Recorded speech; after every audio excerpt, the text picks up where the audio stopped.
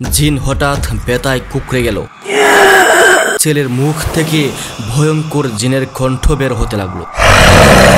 হুজুর গর্জে উঠলেন, আল্লাহর নামে আদেশ করছি, তুমি বের হয়ে যাও, এ শিশু নিরপরাধ। জিন আর সহ্য করতে পারল না, ধোঁয়ার কুণ্ডলী হয়ে ছেলের শরীর ছেড়ে বের হয়ে গেল। এক ভয়ঙ্কর চিৎকার ঘর কেঁপে উঠল।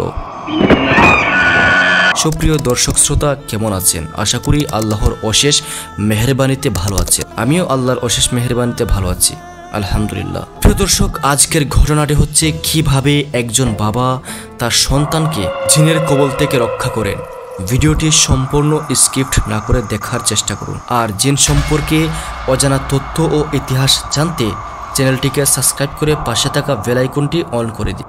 রাত তখন প্রায় 12:30। গ্রামের এক নিরিবিলি বাড়িতে বাবা তার ছোট্ট ছেলেকে নিয়ে ঘুমাচ্ছেন। চারপাশে অন্ধকার, শুধু কেরোসিনের ক্ষীণ আলো জ্বলছে। হঠাৎই ছেলেটির শরীর কেঁপে উঠল। বাবা ভেবেছিলেন হয়তো স্বপ্নে দেখছে, কিন্তু পরক্ষণেই দেখা গেল ছেলেটি ধীরে ধীরে চোখ মেরে তাকাচ্ছে। চোখ দুটো লালচে আগুনের মতো জ্বলছে।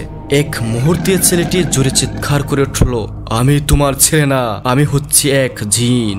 বাবা ভয়ে কাঁপতে কাঁপতে ছেলেকে শক্ত করে ঝরিয়ে ধরলেন, কিন্তু দেখলেন তার কুল ফাঁকা হয়ে গেছে। ছেলেটি কোথায় যেন মিলিয়ে গেছে হাওয়ার মাধ্যমে। শুধু ঘরে একটা ঠান্ডা বাতাস বইছে, আর ছাদের কোণা থেকে শোনা যাচ্ছে ভুতুরে হাসি। বাবা হতবিহ্বল। তিনি চারদিকে ছুটে ছুটে খুঁজলেন, কিন্তু কোথাও ছেলেটি দেখা নেই। প্রতিবেশীরা এসে বলল, তোমার ছেলেকে জিন নিয়ে গেছে, এরা সাধারণ মানুষকে ছাড়ে না, তুমি একজন প্রখ্যাত আলেমে দিন কোনো হুজুরের কাছে যাও। কিন্তু বাবা হাল ছাড়লেন না। তিনি কান্না জড়িত কণ্ঠে সারা রাত আল্লাহকে ডাকতে লাগলেন। ফজরের আজানের পরপরই তিনি গ্রামের এক বিখ্যাত এক হুজুরের কাছে ছুটে গেলেন। হুজুর মনোযোগ দিয়ে সব শুনলেন, তারপর বললেন, ভাই ভয় পেও না, আল্লাহর ইচ্ছা ছাড়া কোনো জিনও কারো ক্ষতি করতে পারে না। তোমার ছেলেকে ফিরিয়ে আনার জন্য আজ রাত আমাকে তোমার ঘরে নিয়ে চলো। প্রিয় দর্শক, পরের দিন রাত, বাড়ির চারপাশে গভীর অন্ধকার। হুজুর কুরআনের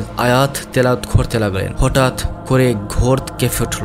দরজা নিজে থেকে বন্ধ হয়ে গেল। এক কালো ছায়া ছেলের রূপে হাজির হলো। চোখে আগুন, দাঁতে ফুসফুস শব্দ। সে বলল, এই ছেলে এখন আমাদের, তুমি চাইলেও তাকে ফেরত পাবে না। কিন্তু হুজুর জোরে জোরে তেলাওয়াত করতে লাগলেন আয়াতুল কুরসি ও অন্যান্য দোয়া। জিন হঠাৎ ভেতায় কুকড়ে গেল। ছেলের মুখ থেকে ভয়ঙ্কর জিনের কণ্ঠ বের হতে লাগলো। হুজুর গর্জে উঠলেন, আল্লাহর নামে আদেশ করছি, তুমি বের হয়ে যাও, এ শিশু নিরপরাধ। জিন আর সহ্য করতে পারল না। ধোঁয়ার কুণ্ডলী হয়ে ছেলেটির শরীর ছেড়ে বের হয়ে গেল। এক ভয়ঙ্কর চিৎকার ঘর কেঁপে উঠল। তারপর ধীরে ধীরে ছেলেটি নরম শ্বাস নিতে লাগলো। চোখ দুটো স্বাভাবিক হয়ে গেল। বাবা দৌড়ে গিয়ে ছেলেকে বুকে টেনে নিয়ে কান্নায় ভেঙে পড়লেন। বন্ধুরা, জিন শয়তান সত্যি আছে, কিন্তু আল্লাহর নামের সামনে তাদের কোনো ক্ষমতা নেই।